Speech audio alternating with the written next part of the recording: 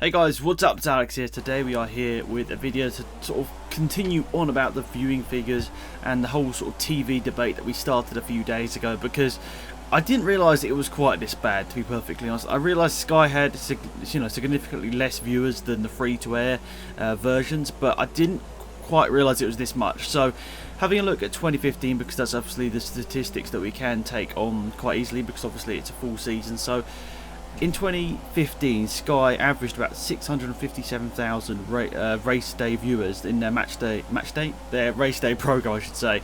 So that goes on from about 12 midday to about 3:30, and that averaged about let's just call it 650,000 viewers over that period. And in comparison, BBC, obviously, who were showing the races last year, highlights, and also a few live races as well, they had 3.51 million viewers in comparison. So that is an incredible difference there. So you're basically looking at about 5 or 6 times the amount of figures on the BBC, which is kind of insane. If you're thinking about it, that obviously there are a lot of people obviously wanting to watch every race live, but there is a huge majority of people there still, they don't care about watching the race live. They don't mind watching the highlights of half those races. So that was pretty incredible, and the fact that made it even more credible was that Sky was actually 12% down on 2014, so that 650,000 was 12% down on what they had in 2014, and BBC's 3.5 million was actually 12% increase on 2014. So that's actually meaning there's actually more viewers coming towards Formula 1, obviously, because 12% of 3.5 million is more than 12% of 650k. So more viewers are coming to watch Formula 1 in 2015 than they were in 2014, but the figures, looking at the figures, most of those guys are going to go and watch it over on the BBC and on the free-to-view platform. So this new TV deal that's coming in soon, you could say, is effectively killing the sport, which is a very tough thing to say, because I've sort of grown up with Formula 1. It's something that I've always watched. It's been free to view up until 2012 was when, was it 2012 or 2013? One of those years that they took, Sky took it over and did all the races live, and you had to start paying for Formula 1.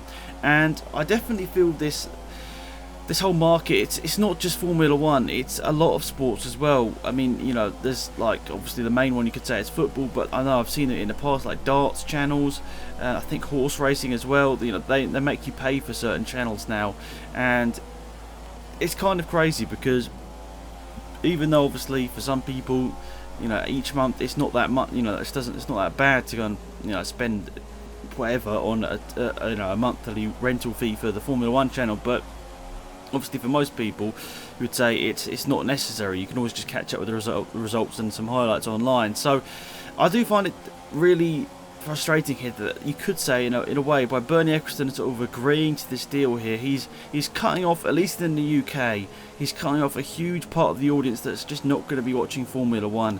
And with any sport, you want to get the younger fans involved with the sport, because obviously they're the future, they're the people that could one day be racing in Formula 1. If they're young enough obviously to go through the karting and all that, you need to capture those people's imaginations.